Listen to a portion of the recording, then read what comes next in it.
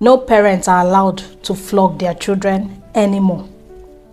Meanwhile, we grew up with our parents flogging us. It did not kill us. We did not die.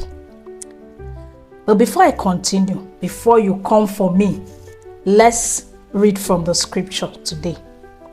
I'm going to be looking at Proverbs 13:24.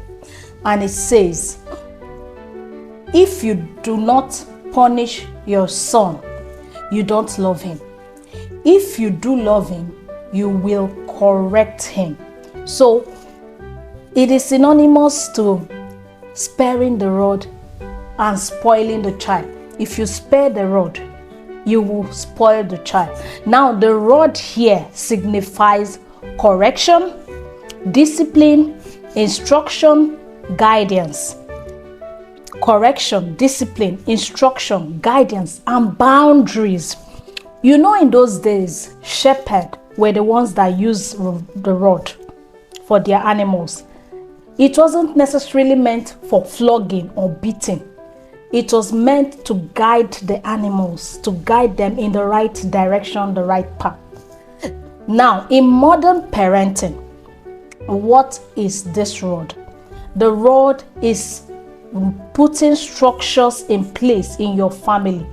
The rod is putting consequences when rules are broken, standing firm on your consequences and making your children face the consequence of their bad behavior.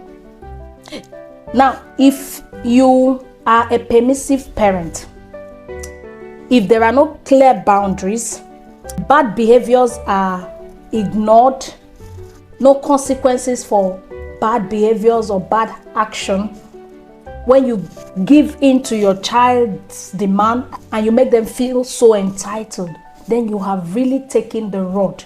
You are now sparing the rod and spoiling the child. You have taken the rod out of your home. When there is no discipline, you cannot enforce discipline in your home. Everybody does as they please. Then you have really taken the rod of correction out of your home. Now, before I close this video, before we continue, because I still believe that there is a place for good spanking.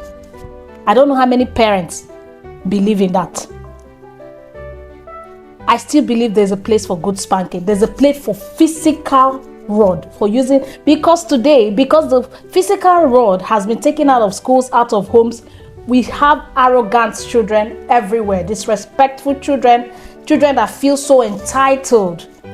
They feel they can do anything and go scot-free. If you are one of those parents that goes to school to fight teachers on behalf of your children because they did something wrong and they received a little punishment, then you are among the categories of parents that spare the rod and spoil the child. So I will leave us with this question.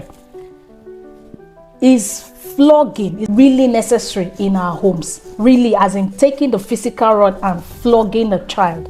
Is it really necessary in our homes? I would want you to leave your answers in the comment section and tell us your reasons. God bless you.